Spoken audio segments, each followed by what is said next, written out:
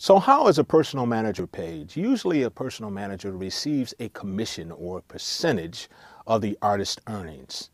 Usually that amount is between 10 and 20%. And the amount they get will depend on a lot of factors.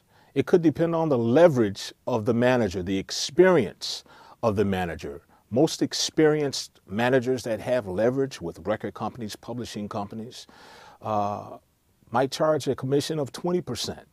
Whereas you might have a new manager that's coming in, one of the friends of the band that says they're really going to work hard and they're going to charge less than that experienced manager if the band gives them a chance. They might charge 10%. So you have a sliding scale, so to speak, as far as determining how much a personal manager is going to get paid in commissions. Some managers have made as high of a commission as 50%. Now that's very rare, and I'm speaking of Colonel Parker with Elvis way back in the 50s. Those days have kind of gone.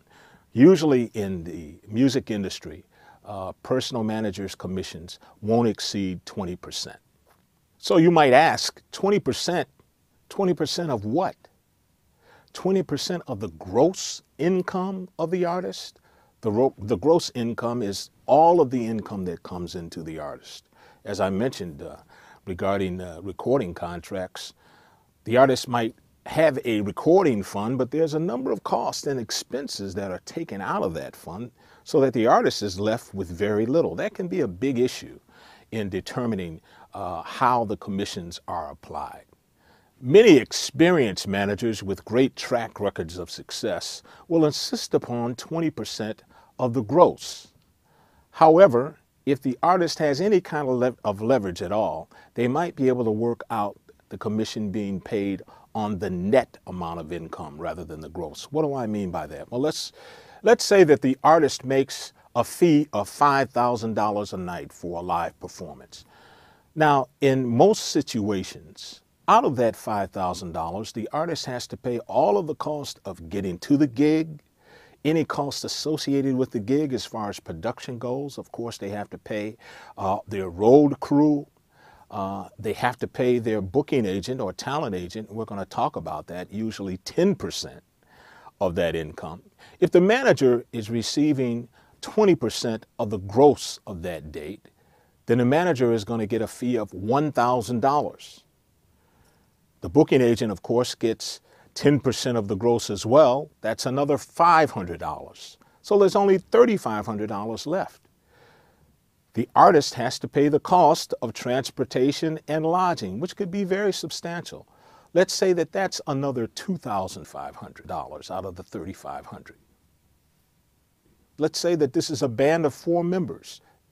That's kind of a tough thing for an artist to swallow, that the manager has made so much money while individually the amount of money that they take home is much less. And that leads to the argument of whether or not the personal manager should be paid on the gross as opposed to the net.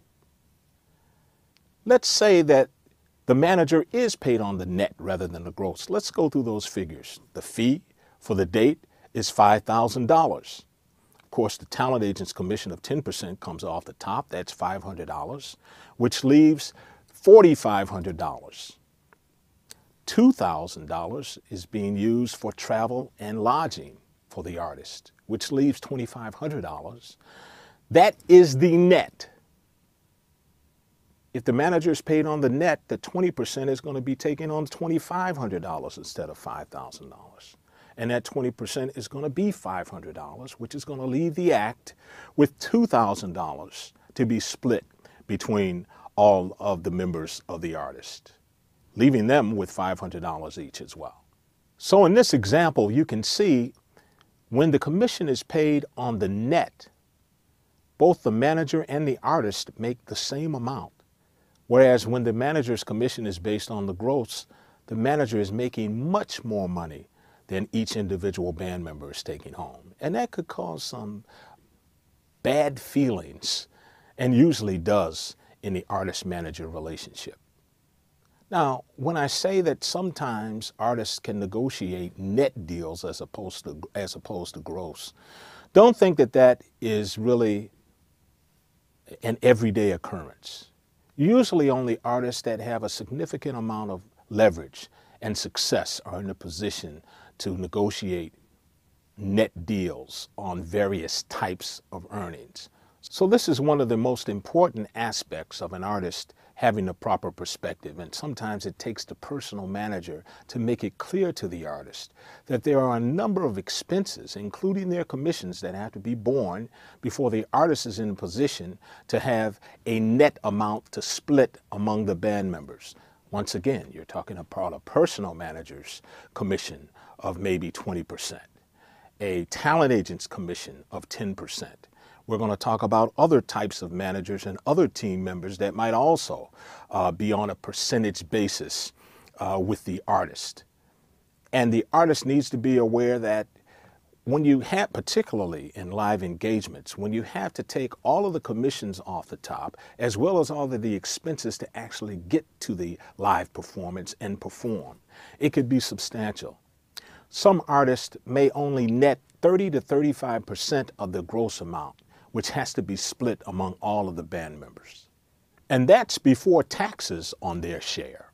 Earlier in this course, we talked about how dynamic the industry is and how changes have been occurring and are currently occurring in the digital age. Well, the idea of personal managers and personal managers' commissions isn't immune from change. As a matter of fact, I went to a conference a few years ago, and one of the panelists said, you know, if I had my band nowadays, if I had a 4-person band, I would make sure that I would hire a 5th person that didn't play an instrument at all. They were just an expert in social media. And they would become a member of the band. In other words, they would receive an equal share. Well, I gave you the example of Ethan Schiff. I think he's a new jack swing type of manager. And by that I mean he is really coming in and incorporating new elements of the digital age and really helping and assist his client. This idea of a manager being like a member of the band isn't new.